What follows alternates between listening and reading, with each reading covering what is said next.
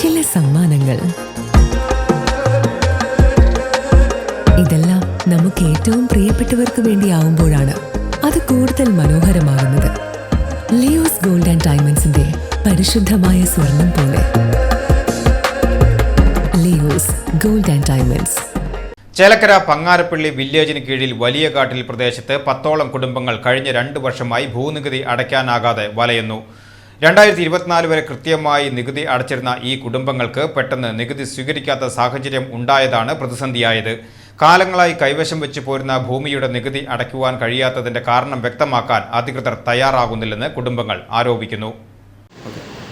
ഇവിടെ ഈ വില്ലേജ് പങ്ങാരപ്പള്ളി വില്ലേജിൽ ഞങ്ങൾ 2024 വരെ നികുതി അടച്ചിട്ടുണ്ടായിരുന്ന ആളുകളാണ് ഈ നിൽക്കുന്നതെല്ലാം.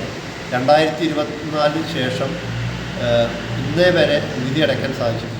ഓരോ കുടുംബം വരുമ്പോഴും അപേക്ഷ വെക്കണം, തഹസിൽദാർക്ക് വെക്കണം, അവിടെ വെക്കണം, ഇവിടെ വെക്കണം. എളനാട് വില്ലേജിലേക്ക് ഇത് മാറിയെന്നാണ് പറയുന്നത്.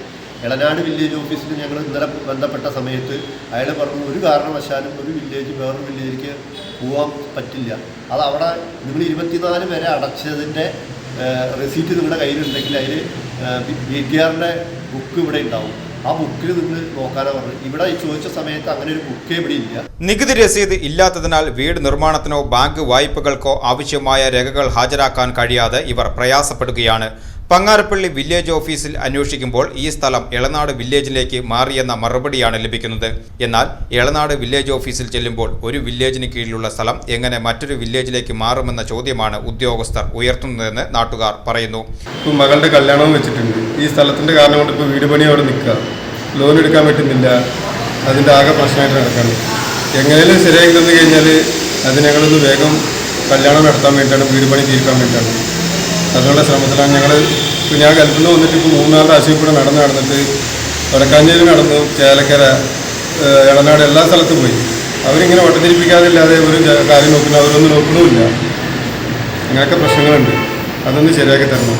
ഇത് സംബന്ധിച്ച് താലൂക്ക് ഓഫീസിൽ ഉൾപ്പെടെ അപേക്ഷ നൽകിയിട്ടും നടപടിയൊന്നും ഉണ്ടായിട്ടില്ല. പങ്ങാരപ്പള്ളി വില്ലേജ് അധികാരികളോട് സ്ഥലം സന്ദർശിച്ച് പ്രശ്നപരിഹാരം കാണണമെന്ന് പലതവണ ആവശ്യപ്പെട്ടെങ്കിലും കഴിഞ്ഞ 2 വർഷമായി അവർ അതിന് തയ്യാറായിട്ടില്ലെന്നും ആക്ഷേപമുണ്ട്.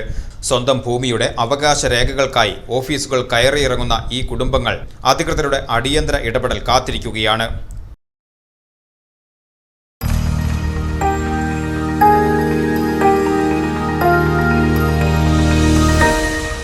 You are watching VCV News.